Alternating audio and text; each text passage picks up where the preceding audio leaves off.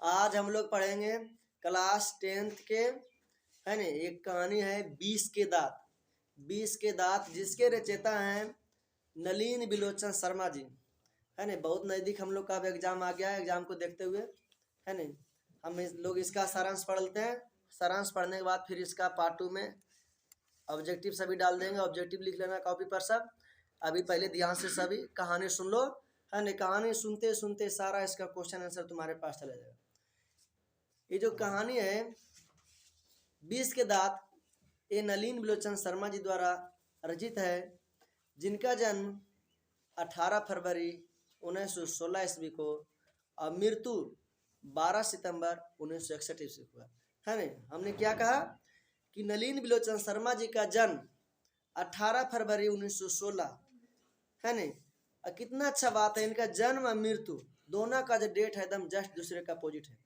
1916 में जन्म हुआ है और 16 के पलट दो तो 61, है ना। 1961 में इनका मृत्यु हुआ है ना। 18 फरवरी 1916 का जन्म और 12 सितंबर 1961 का मृत्यु हुआ, है ना। कभी परिचय ज़्यादा नहीं दे पाएंगे क्योंकि समय कम रहता है। यह जो कहानी है, यह जो कहानी लिखा गया है, एक गरीब परिवार और एक अमीर परिवार दोनों के बीच क्या समन्वय होता है, गरीबी क्या होता है, अमीरी क्या होता है। एक मध्यम परिवार से उभरे हुए एक इसमें फैमिली है, सेन साहब जी अमीर परिवार से संबंध रखते हैं। और सेन साहब के घर में ही सेन साहब का ही एक किरानी है जिनका नाम है गिरधर लाल, है ना।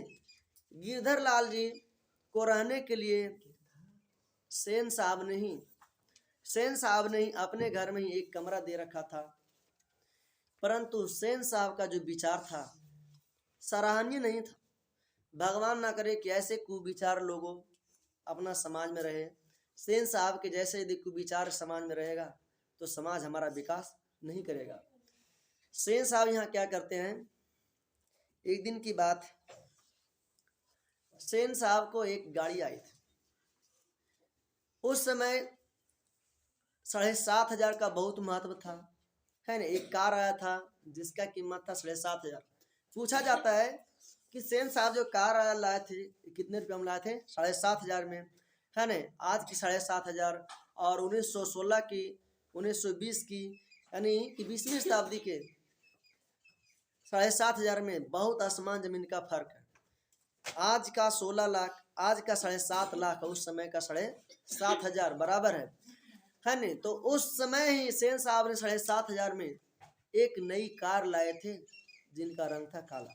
पूछता है कि सेन साहब की गाड़ी का रंग कैसा था, काला था। और उस समय के सेन साहब बहुत जाने माने अमीर व्यक्ति थे। उनको इस कार पर बहुत गर्व था कि मेरे पास कार है। जैसे आज से कुछ दिन पहले शादी विवाह में किसी साइकिल मिलता था, साइकिल में पूरा खुश रहता था कि एक साइकिल मिला है। साइकिल भी सभी के पास संभव नहीं था कि एक साइकिल खरीद ले। साइकिल के बाद मोटरसाइकिल आया। अब क्या है, चरपहिया वाहन पर ध्यान है नहीं। तो सेन साहब को ना था कि मेरे पास एक कार है। उस समय में शायद ही कुछ लोगों के इक्का दुक्का के पास कार होता था, कार किन्हीं के पास नहीं होता था। तो सेन साहब को पूछता है कि सेन साहब को किस पर नाज है, तो कार पर। सेन साहब के बंगला में बरसाती में कार लगा हुआ है, देखने में इस तरह लग रहा जैसे कि कोयल अपने घोंसले से उड़ चला, है नहीं। जब कोई पंछी घोंसले में बैठा रहता है तो किसी का इंतजार नहीं करता उड़ने, जब चाहता है जब उड़ जाता है नहीं। तो जब हम कोई देखता है बंगले में लगी गाड़ी की नजर पड़ता है, जैसे लगता है कि अब सेन साहब घर से निकलेंगे और गाड़ी पर बैठेंगे, गाड़ी अब चल पड़ा, है ना, ऐसा लगता है। गाड़ी नई थी, मानो इतना सुंदर गाड़ी था कि अपना मुंह उस गाड़ी में निहार सकते हो, है नहीं। कोई भी नई गाड़ी तो सबको जानते हो कि कितना स्मार्ट रहता है न्यू में, है। तो गाड़ी नहीं था, जैसे लगता है कि अपना फेस निहार ले। एक दिन की बात है, सेन साहब अपने भड़कीले ड्राइंग रूम, है ना, जिसको हम गेस्ट रूम कह सकते हैं, और भड़कीले ड्राइंग रूम, उनको गेस्ट हाउस को, गेस्ट रूम को इसीलिए कहा गया कि उनके ड्राइंग रूम में, गेस्ट रूम में बराबर कोई भी दोस्त मित्र आता था तो कुछ न कुछ बात विवाद हो ही जाता था, इसीलिए वहाँ ड्राइंग भड़कीले रूम कहा गया है। सेन साहब का एक पुत्र है जिनका नाम है खोखा। खोखा भी कहता है, कासू भी कहता है, कासू भी इसे कहा गया। कभी कभी तुम्हें पूछ देगा कि खोखा का दूसरा नाम क्या है जी, तो बोलेंगे कासू। क्या बोलेंगे? कासू, है नहीं? खोखा का दूसरा नाम है कासू। बस ध्यान सुनो, है नहीं? खोखा का है दूसरा नाम है कासू।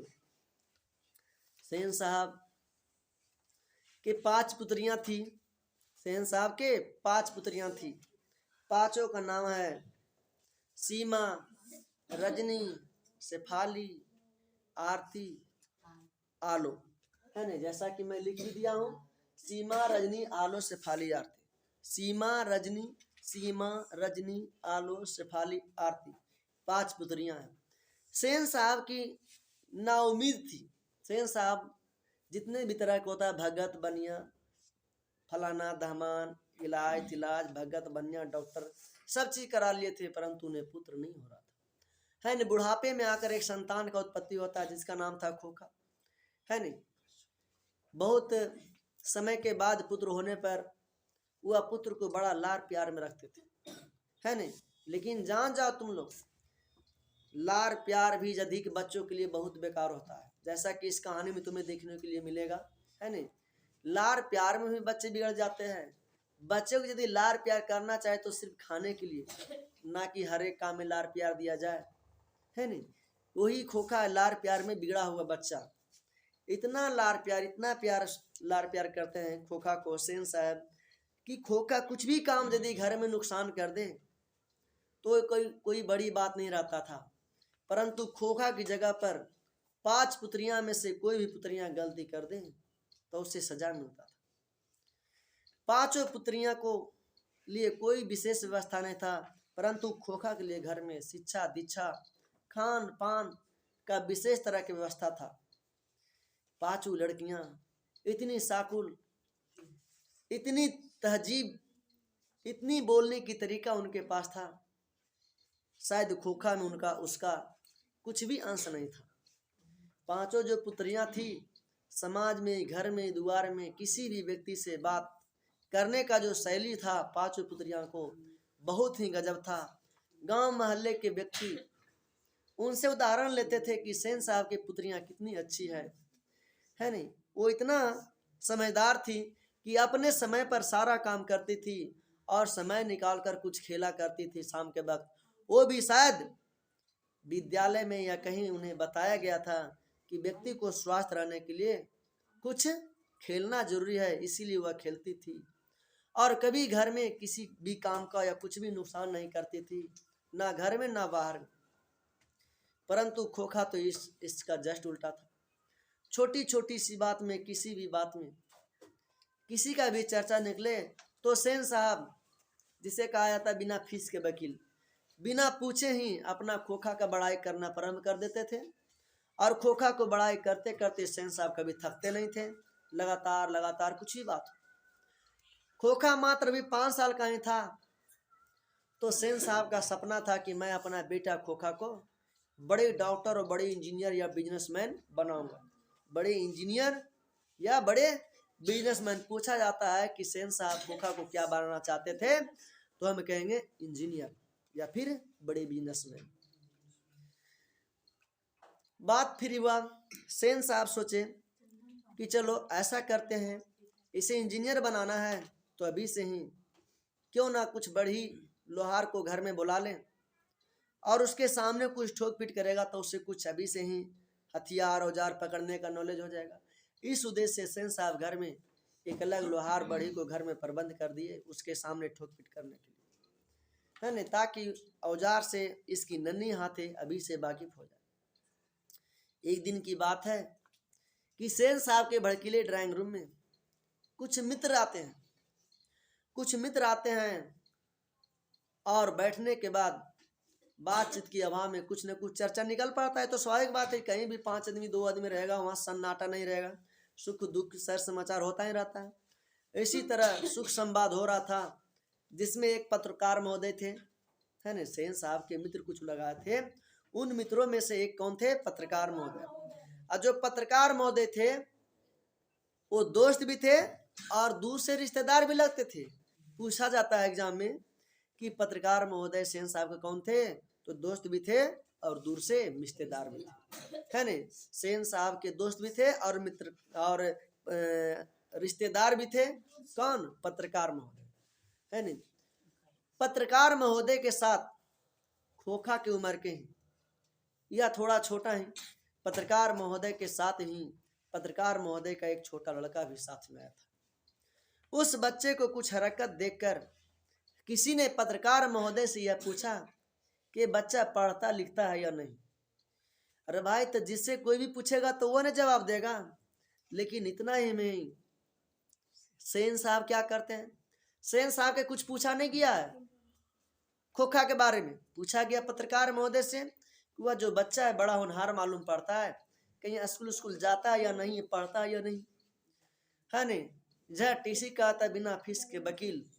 सेन साहब अपना मुंह से, जबकि सेन साहब के यहाँ बोलने का कोई जगह नहीं था, सेन साहब अपने पुत्र खोखा का बड़ाई करना प्रारंभ कर देते हैं कि मैं तो अपनी खोखा को इंजीनियर बनाना चाहता हूँ। बोलो कैसा मूर्ख है सेन साहब, बिना पूछे कि मैं अपना खोखा को इंजीनियर बनाना चाहता हूँ, इसे तो ईडन गार्डन स्कूल में डाल देंगे, अभी छोटा है इसीलिए घर में ही बड़े मिस्त्री का प्रबंध कर दिए हैं, थोड़ा बड़ा होगा तो इसे इंडियन गार्डन स्कूल में डाल देंगे, है ना। जो कि Indian garden Kinder garden school जो होता है साधारण परिवार के लिए नहीं, उसमें बहुत खर्च है, उसमें प्रैक्टिकली शिक्षा दिया जाता है, जो पढ़ाया जाता है और दिखाया जाता है ना। तो सेन साहब के मैं किंडर गार्डन स्कूल में भेज दूंगा इसे। ये सभी बातों देखकर सेन साहब के सभी दोस्तें आपस में आंखें मिला रहे थे कि मेरा मित्र सेन साहब कैसा को विचार का है। पूछा गया समाचार पत्र को और पत्रकार महोदय का पुत्र का, आई सेन साहब अपना बेटा की बड़ाई करने लगे।